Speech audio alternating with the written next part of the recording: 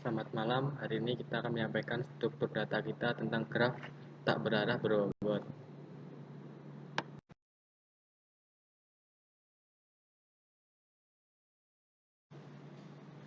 Matematika diskrit, khususnya teori graf, dia berperan penting dalam informatika untuk memodelkan dan menyelesaikan masalah yang tidak bersifat kontinu. Teori graf ini mempelajari hubungan antara objek melalui simpul dan sisi, dan juga banyak diterapkan dalam berbagai bidang seperti jaringan komputer, transportasi, serta sistem lalu lintas. Oke, di sini ada rumusan masalah. Yang pertama ada, apa pengertian graf dalam konteks matematika diskrit? Yang kedua, apa saja jenis-jenis dan referensinya? Yang ketiga, bagaimana penerapan teori graf dalam kehidupan sehari-hari? Ada tujuan juga. Yang pertama, menjelaskan konsep dasar teori graf dan elemen-elemennya. Yang kedua, ada mengidentifikasi jenis-jenis graf dan cara presentasikannya.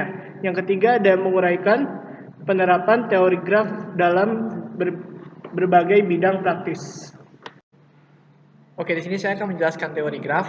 Teori graf merupakan salah satu cabang dari matematika diskrit yang membahas tentang objek-objek diskrit dan relasinya. Dalam konteks teori graf, suatu sistem direpresentasikan sebagai simpul atau vertex dan sisi atau edge. Simpul menyatakan objek, sedangkan sisi menyatakan hubungan atau jalur antar objek tersebut. Nah, di sini kita masuk ke materinya, yaitu graf tak berarah berbobot. Graf tak berarah adalah jenis graf di mana setiap sisi tidak memiliki arah tertentu. Artinya, hubungan antara dua simpul bersifat dua arah atau timbal balik.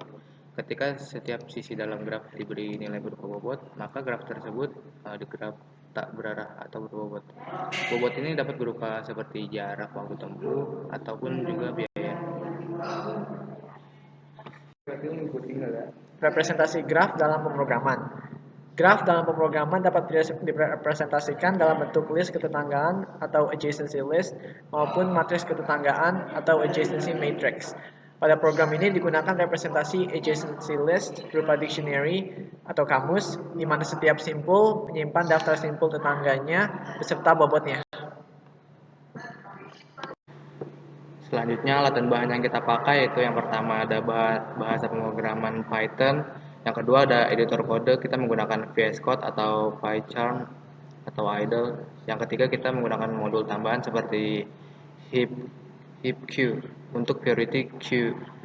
Yang keempat kita menggunakan file program seperti mesin.py dan main graf tak berarah berbobot.py. Selanjutnya, langkah-langkah pembuatan program. Yang pertama, mendesain struktur graf tak berarah berbobot dengan menentukan lokasi dan jarak antar lokasi.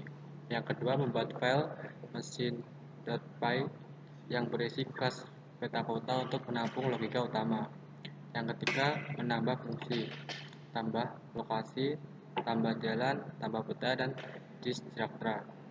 Yang keempat, membuat file main.py sebagai eksekusi utama program dan pengisi data lokasi. Yang kelima, melakukan pengujian hasil rute terpendek dengan menjalankan program. Oke, jadi ini slide ini adalah visual grafnya. Bisa kita lihat bahwa ini visual graf tak berarah yang berbobot. Di sini ada 10 lokasi dan nomor-nomor ini adalah jarak antar lokasinya. Misalnya dari perpustakaan umum ke sekolah menengah atas itu 4 km, atau dari sekolah menengah atas ke rumah sakit 6 km, atau misalnya dari mall ke sekolah menengah utama 6 km. Oke, di sini ada data hasil percobaan. Berikut adalah hasil dari percobaan program pencarian jalur terpendek menggunakan algoritma Dijkstra dengan data graf tak berarah berbobot. Yang pertama ada daftar bangunan, hak menengah pertama, supermarket, dan di sini juga ada informasi rute jalanan bisa dilihat. Nah, selanjutnya kita bisa masukkan lokasi awal, sekolah dasar misalnya. Bisa juga masukkan lokasi akhir, yaitu pabrik kapas. Selanjutnya, rute terpendek dari sekolah dasar ke pabrik kapas. Sekolah dasar sampai ke pabrik kapas, jarak totalnya 7 km. Ini sama dengan yang ada informasi di rute jalanan. Terus juga kita bisa ada fitur apakah Anda ingin mengulang. Oke, berikut ini listing program graf tidak berhara yang berbobot. Di sini kita bisa lihat kelasnya ada peta kota, kemudian ada modul kayak tambah lokasi, tambah jalan, tampilkan peta. Kemudian kita juga menggunakan modul Dijkstra, yaitu modul untuk mencari rute paling terpendek dan seterusnya. Oke, jadi ini codingan menu utamanya. Di sini kita masukkan nama-nama bangunannya. Lokasi awalnya bisa kita lihat perpustakaan umum, kemudian lokasi akhirnya sekolah menengah dan jaraknya 4 km. Lokasi awal perpustakaan umum, lokasi akhirnya sekolah dasar dan jaraknya 2 km dan seterusnya. Di slide selanjutnya kita akan menunjukkan video pada saat programnya dijalankan.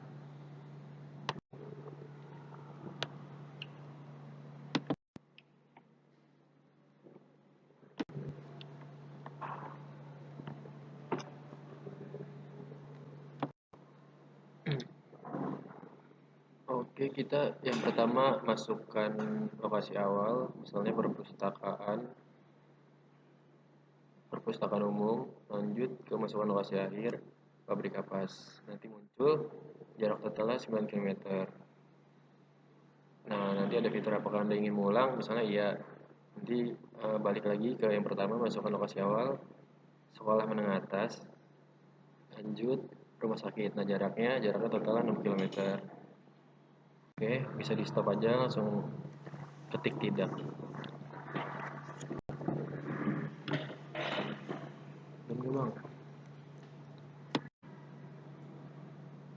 Oke, kesimpulannya dari hasil yang diperoleh dapat disimpulkan bahwa yang pertama, teori graf sangat bermanfaat untuk memodelkan hubungan antar lokasi.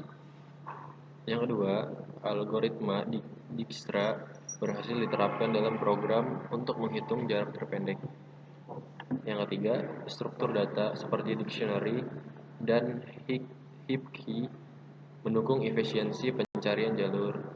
Dan yang terakhir, program dapat dikembangkan lebih lanjut untuk kebutuhan yang lebih kompleks dan interaktif.